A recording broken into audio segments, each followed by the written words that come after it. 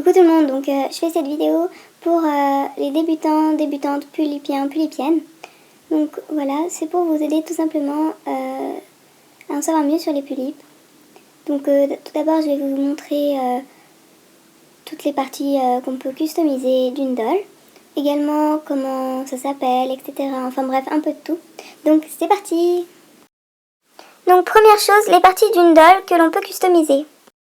Donc pour commencer, on a le maquillage qu'on appelle le make-up, donc juste en anglais. Donc ce maquillage-là que vous voyez à l'écran, il est beaucoup plus foncé, enfin plus voyant que par exemple celui-ci, qui est moins voyant, moins on va dire flagrant. Voilà, donc il y a plusieurs styles de make-up. Donc ensuite, on a les cils qu'on appelle les eyelashes. Ça sert à quoi les eyelashes? Ça sert à développer le regard de votre doll. Par exemple, là, prenons une pulipe stock avec des eyelashes que vous avez quand vous recevez votre doll. Donc ce sont des eyelashes stock forcément. Et là, des eyelashes qui sont customisés. Donc ça donne un effet d'un regard plus meilleur pour votre doll, avec plus de volume. On a donc ensuite les yeux qu'on appelle les eye shape. Donc c'est pour changer la couleur des yeux, tout simplement. Donc il y a plusieurs styles d'eye shape. Et donc ensuite on a les cheveux qu'on appelle ça la wig. Donc là ce sont des cheveux plutôt lisses, donc une wig lisse. Mais on a toutes sortes de wigs comme celle-ci qui est une fur wig qui donne un effet plus émo.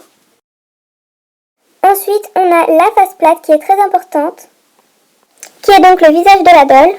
Donc maintenant je vais vous montrer la différence des tailles de poitrine de l'Obitsu. Donc tout d'abord, on va commencer par les tailles de poitrine. Donc celle que vous avez à gauche, la première, c'est la plus petite taille des Obitsu, la poitrine des Obitsu la plus petite, c'est la S.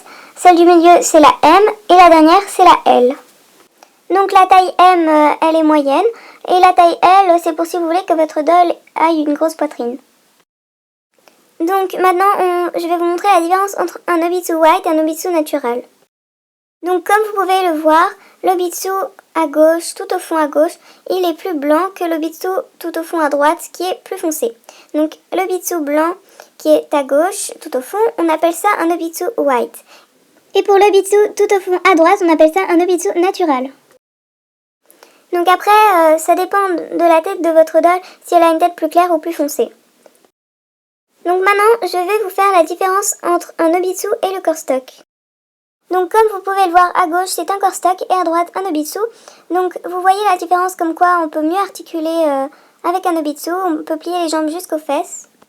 Donc c'est vraiment beaucoup mieux pour si vous voulez faire des photos de vos dolls avec des positions. Et vous pouvez aussi remarquer le corps, il fait plus humain avec un Obitsu qu'avec un corps stock. C'est vraiment beaucoup mieux, je vous conseille d'acheter à tous un Obitsu pour votre pulipe. Donc maintenant on va passer aux jeux de main et tatouages et je vais aussi vous montrer à quoi servent les jeux de main.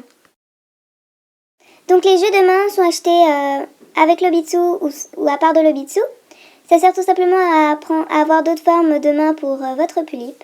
Donc c'est bien aussi pour les photos, si vous voulez faire des poses où elle fait par exemple plusieurs formes avec la main. Donc voilà, il y a plusieurs sortes de tatouages que je vous montre à l'écran. Également, vous pouvez en faire soit vous-même avec un stylo indélébile, il me semble que c'est bien un stylo indélébile si je ne me trompe pas. Ou soit vous pouvez en acheter des pour les humains et mettre sur l'Obitsu, ça marche aussi bien. Donc maintenant on passe à la 6e étape, les boucles d'oreilles. Donc comme vous pouvez le constater, on peut percer les oreilles des pulipes, mais par contre ça je ne sais pas comment on fait, mais vous pouvez toujours voir des tutos sur internet. Et voilà, c'est la fin, j'espère que cette vidéo vous aura plu quand même, malgré que j'ai eu parfois un peu de la peine. Je me suis donné beaucoup de peine à faire cette vidéo, j'espère que ça vous aura plu et que c'était assez bien expliqué. Si vous avez toujours des questions, vous pouvez me les poser en commentaire, et s'il y a des choses pour les pulipiennes qui sont déjà dans le domaine. S'il y a des choses que j'ai dit qui ne sont pas justes, vous pouvez toujours me le dire en commentaire, je ne le prendrai pas mal. Voilà, bisous tout le monde!